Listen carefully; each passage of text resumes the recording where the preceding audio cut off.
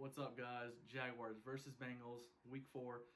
Going to go ahead and do my week 4 game preview, just like how I do all my other game previews, talk about the matchups I'm looking forward to.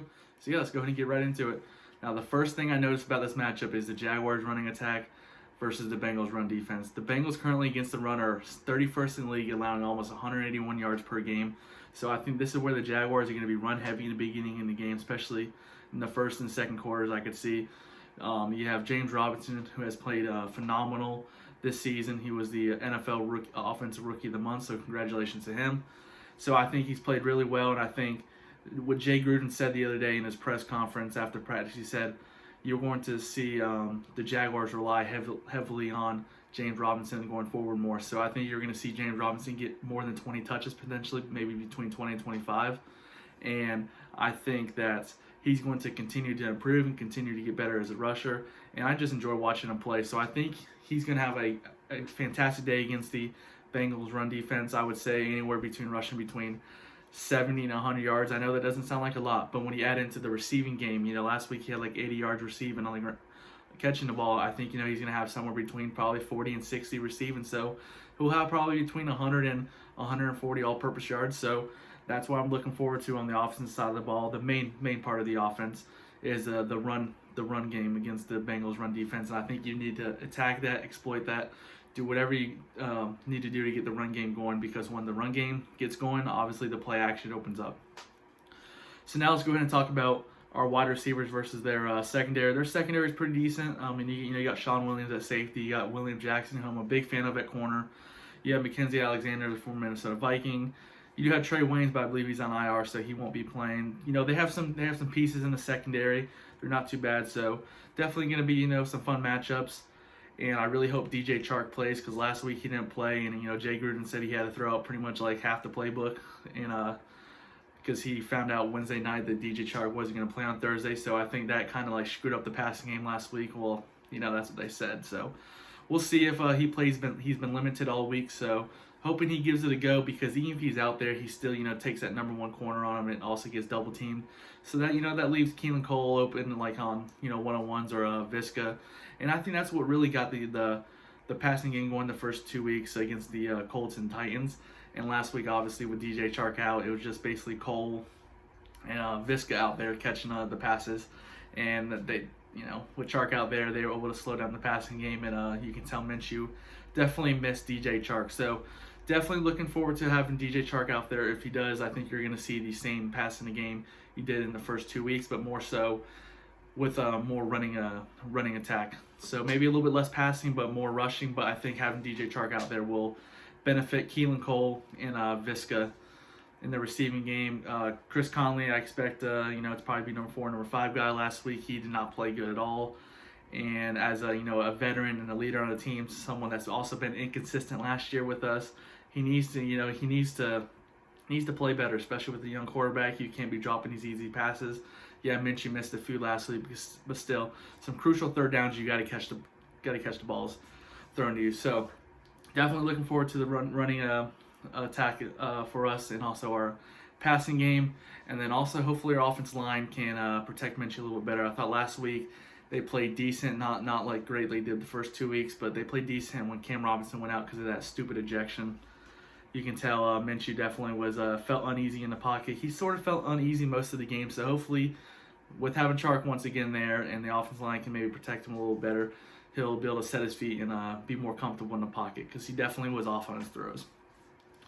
Now, the main thing for this game for me, it wasn't the offense, it's the defense. And last week, Joe Burrow got sacked 8 times, I believe, by the Philadelphia Eagles. And I really hope we can actually get pressure this week on someone, because these first 3 weeks has been god-awful. It's been embarrassing. We're rushing 4. We're not getting any pressure. Josh Allen's either getting double-teamed or almost getting to the quarterback sometimes. And he had a sack last week, but that was kind of like a pity sack. I mean, it was like fourth quarter with like 6 or 7 minutes left, and Fitzpatrick ran around and just laid down, and basically he just got touched. It was a sack. So we need to get pressure. We barely blitz, but when we blitz, you can tell we get pressure. So hopefully Todd Wash can start blitzing, even though I know he hates blitzing. But we're not getting there with 4 guys. I mean, we're letting all the quarterbacks sit in the pocket all day and pick our secondary apart. And getting to the quarterback will make our secondary look a little bit better, because right now our secondary is not playing it good. C.J. Henderson had a good first 2 weeks, I thought. Last week, I don't think he played very good at all. He was playing like 10 to 15 yards back. I don't know if that's based off the scheme, but Trey Herndon was doing the same thing.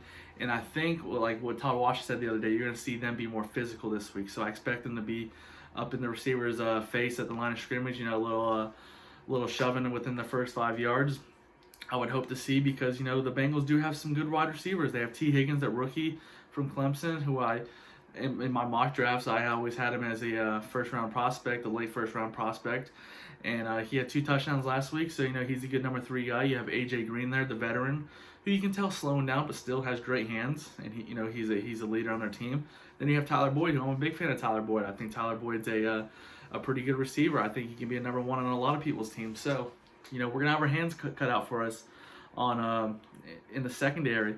Andrew Wingard got hurt last week, and then I believe who came in last week was it Daniel Thomas, and I thought Daniel Thomas played decent, but still, secondary is not playing good. They're allowing a bunch of yards in the air, one of the worst in the league, and it's embarrassing.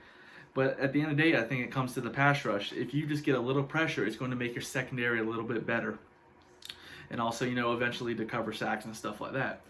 So hopefully we don't rush 4 all the time. Hopefully we maybe rush 5, 6, blitz a little. But with Todd Washington, we'll not be surprised. And if Joe Burrow just sits back there all damn day and just picks us apart.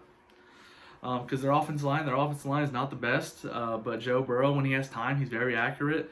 He was a great college quarterback. I mean, he threw 60 touchdowns at LSU. So, and then so far in the league, the first 3 weeks, I thought he's played pretty decent. So if you give him time like you gave Fitzpatrick or Phillip Rivers or Ryan Tannehill, he's going to pick us apart, especially with the weapons he has.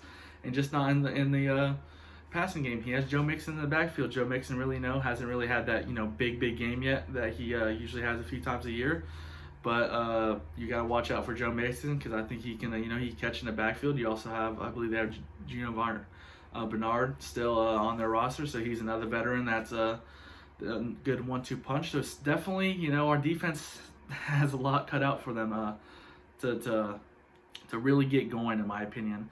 This is a coming out party for the pass rush. If you're going to get a lot of sacks, this is going to be the game, in my opinion. And if we don't get pressure and Joe Burrow just picks us apart, even if we win, I think Todd Washington needs to be fired. I thought he should have been fired last week and then last year. So, his time has come, in my opinion. He doesn't do no adjustments. And now this video is just going on about me ranting about Todd Washington, our pathetic pass rush, and our secondary just allowing so many yards. But yeah, and then kicking game, special teams, it is what it is. But yeah, definitely looking forward to our offense versus their our rushing offense versus their rushing defense. And then for defense, I'm looking at our pass rush, hopefully getting sacks and getting pressure. More so, sacks will come. I want more pressure, because if, like I said, if the pressure is there, it'll make the secondary a little bit better. And just our secondary hasn't been playing the best in these 3 weeks. So yeah, if any Bengals fans watching this, best of luck to the game. I feel like it should be an interesting game. I expect probably a high scoring, maybe like 24-20, 28-24, because our secondary is not good, your rushing defense not good. So I expect some big plays on both sides of the ball.